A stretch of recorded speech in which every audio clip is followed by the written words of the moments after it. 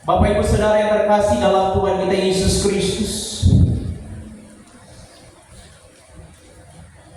kemarin hari kita semua dikejutkan dengan peristiwa alam gempa bumi 7,6 skala Richter. Ketika terjadi gempa ini, semua ada dalam seruan, semua ada dalam kepanikan, semua berupaya untuk menyelamatkan diri.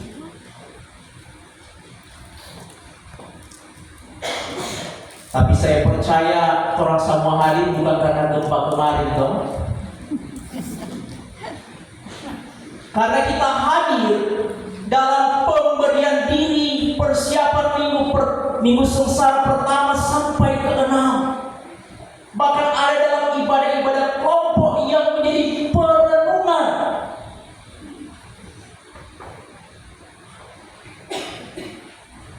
Sehingga dikatakan guncangan gempa lebih kuat daripada lonceng gereja yang memanggil kita untuk beribadah. Gempa ini menyadarkan betapa fana, terbatas dan tak berarti kehidupan kita. Setiap minggu kita dengar lonceng gereja yang berdetak sebagai suara panggilan Tuhan untuk datang beribadah, tapi terkadang kita abaikan. Padahal itu adalah lonceng kehidupan. Namun yang menjadi aneh, ketika lonceng kematian berbunyi, semua orang mulai keluar pada matanya. Siapa yang mati? Umur berapa yang dah mati? Oh, yang mati itu Opa Amin di kolom 9. Karena katanya hadir syukur lagu terima kasih Tuhan, atau Bapak terima kasih ya semua hadir di ibadah.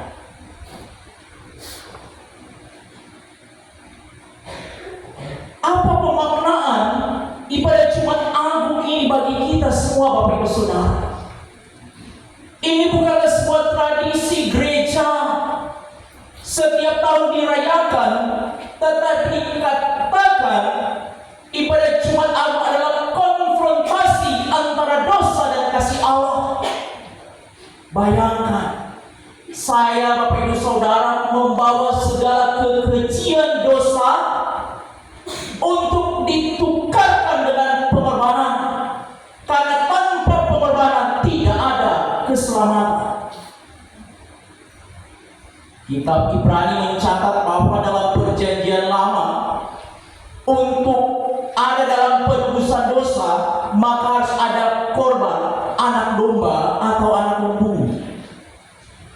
Mari kita bandingkan dalam Keluaran 29 ayat 38 dan 39. Keluaran 29 ayat 38 dan 39. Inilah yang harus kau olah di atas mezbah itu, 2 anak domba berumur setahun, tetap tiap-tiap hari. Domba yang satu haruslah kau olah pada waktu pagi, dan domba yang lain kau olah pada waktu senja.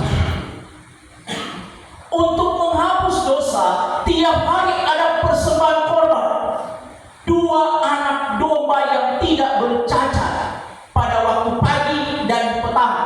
Dan jika umat melakukan dosa besar, ada juga persembahan anak lembu.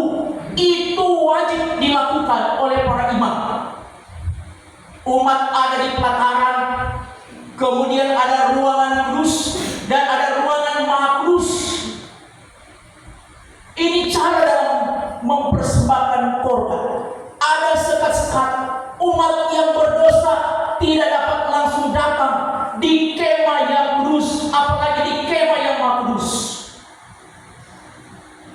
Ada cara antara manusia dengan Allah, sehingga dikatakan para imam yang akan mempersembahkan korban ini, mereka juga harus memeriksa diri. Jika mereka mencela, melakukan dosa, mereka tidak dapat masuk di ruang Maha Kudus. Betapa steril dan sakralnya proses pengorbanan untuk pengampunan dosa. Berapa banyak materi yang akan kita korbankan jika setiap hari harus ada korban 2 anak domba pagi petang, belum lagi dengan korban-korban lainnya agar mengharapkan pengampunan dosa. Sehingga dikatakan bahwa proses pengorbanan ini sekalipun dilakukan berulang-ulang tidak cukup membayar lunas segala dosa yang saya dan Bapak Ibu Saudara perbuat. Tidak ada jalan lain. Yesus Kristus harus menyatakan pengorbanan. Dia disebut sebagai domba yang paling sulung dari segala persembahan, yang paling suci dan kudus. Dan dikatakan ketika Yesus Kristus berkorban untuk saya, Bapak Ibu Saudara, keselamatan itu terjadi sekali untuk selama-lamanya. Ibrani 9 ayat 28. Demikian pula Kristus hanya satu kali saja mengorbankan dirinya untuk menanggung dosa banyak orang. Sesudah itu ia akan menyatakan dirinya sekali lagi tanpa menanggung dosa untuk menganugerahkan keselamatan kepada mereka yang menantikan Dia. Dari pembacaan Alkitab Perjanjian Lama, Injil-Injil, surat-surat menghantar pada prosesi di mana bahwa di dalam Perjanjian Lama telah dinubuatkan tentang proses pengorbanan dari Yesus Kristus itu. Sehingga di dalam kehidupan setiap orang percaya dikatakan bahwa penebusan ini jika sekali untuk selama-lamanya, itu berarti keselamatan yang diberikan dalam hidup kita adalah absolut dan mutlak. Apakah pengorbanan yang dilakukan oleh Yesus tanpa penderitaan? Justru dalam Yesaya 52 ayat 14 menggambarkan seperti banyak orang akan tertegun melihat Dia. Begitu buruk rupanya, bukan seperti manusia lagi, dan tampaknya bukan seperti anak manusia lagi. Bayangkan Bapak Ibu Saudara, ternyata apa yang kita saksikan di film itu, orang Solia begitu malang, begitu menderita, begitu keji, tapi sebenarnya nubuatan firman Tuhan menggambarkan penyiksaan itu lebih buruk dari apa yang kita saksikan. Karena Yesaya mengungkapkan, begitu buruk rupanya, bukan seperti manusia lagi, dan tampaknya bukan seperti anak manusia lagi. Ini ada dalam puncak penderitaan. Sehingga ketika orang ada dalam ibadah Jumat Agung, maka sebenarnya Yesus sementara ada dalam penyiksaan menuju pada Via Dolorosa, jalan sengsara menuju salib.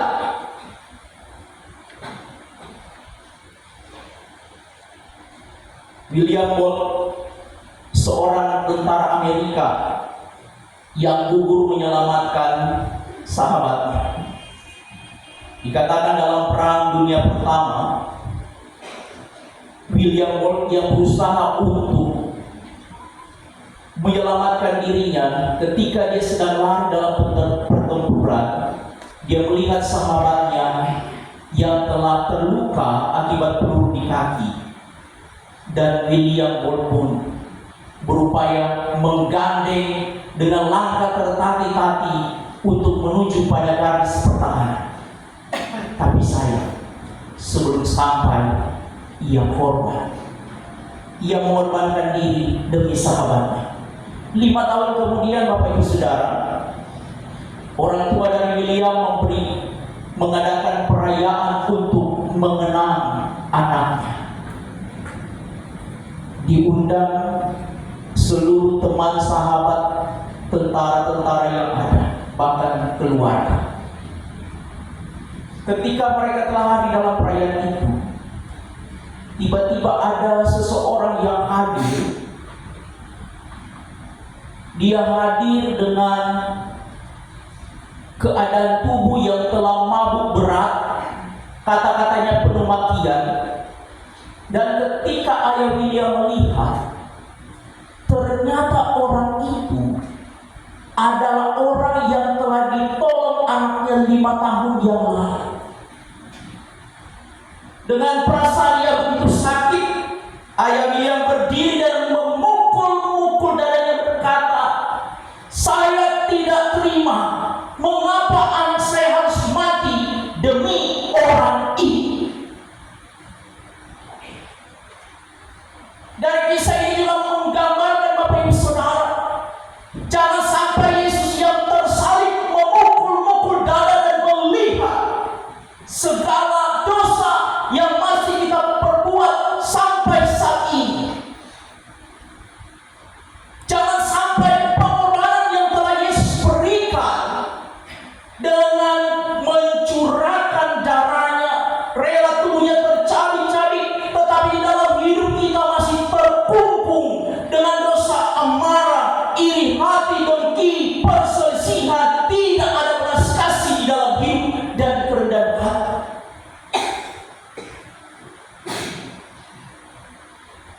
Tapi sebenarnya kita merenungkan, siapakah kita ini? Kita orang-orang yang tidak layak. Jangan berpikir bahwa setiap hari minggu saya ada di gereja, ibadah kolom, saya memberikan persembahan, saya memberikan persepuluhan, saya memberikan segala harta kekayaan saya. Tuhan tidak melihat itu, tapi Tuhan melihat hati, pikiran Bapak Ibu Saudara.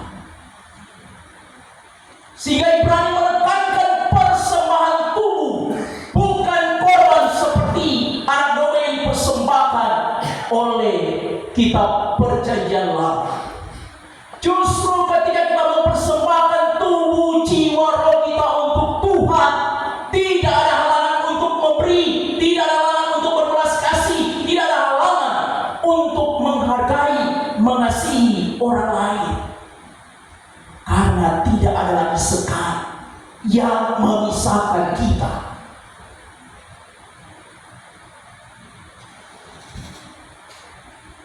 Terkadang kita ingin hidup benar, tetapi juga terkadang kita jatuh dalam dosa. Terkadang kita ada dalam kesabaran, tapi terkadang juga kita ada dalam kemarahan.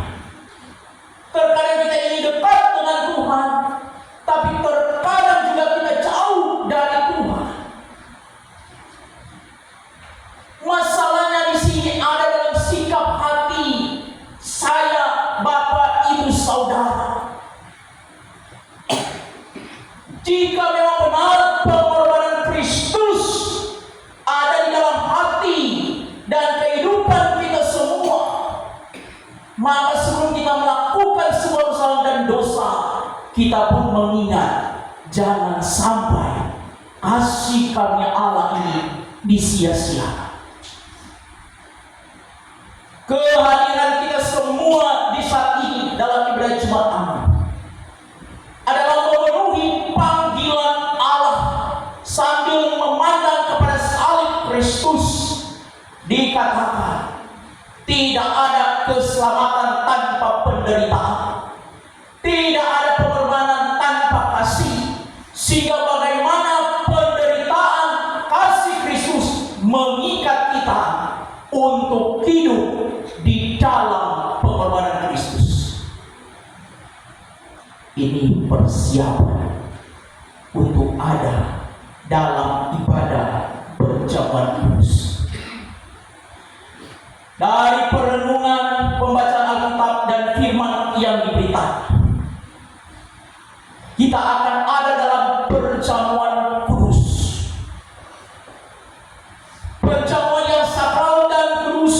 Untuk itu bereskanlah segala hati dan pikiran yang masih terkungkung oleh dosa.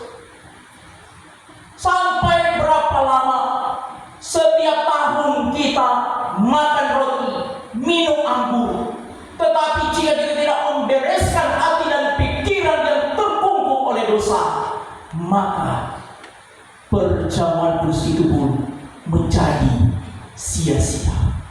Tetapi dengan berat hati kita menyatakan pengakuan, ya Tuhan, saya orang berdosa, terkadang saya marah, terkadang hati ini memikirkan hal yang jahat, bahkan saya bukan orang yang bersih. Tetapi kita mau mengaku, datang dengan kesungguhan. Ketika kita makan roti dan minum anggur, kita merasakan lawatan kuasa Roh Kudus yang menenangkan hati dan pikiran, sehingga perjamuan kudus pun dilayakkan bagi kita. Pengorbanan Kristus satu kali untuk selama-lamanya. Kita yang diberikan kesempatan hidup saat ini, siapakah kita yang tidak pernah melakukan dosa? Adakah di antara kita orang yang sempurna? Pengorbanan Kristus tidak menunggu Bapak Ibu Saudara sempurna. Pengorbanan Kristus tidak menunggu Bapak Ibu Saudara hidup dalam kekudusan. Tetapi ketika dia telah berkorban, kekudusan, kesempurnaan dianugerahkan dalam kehidupan kita. Jangan sampai kita menyanyiakan kasih karunia Allah dengan melakukan pelanggaran dosa. Tuhan Yesus berkati firman-Nya kita semua. Amin.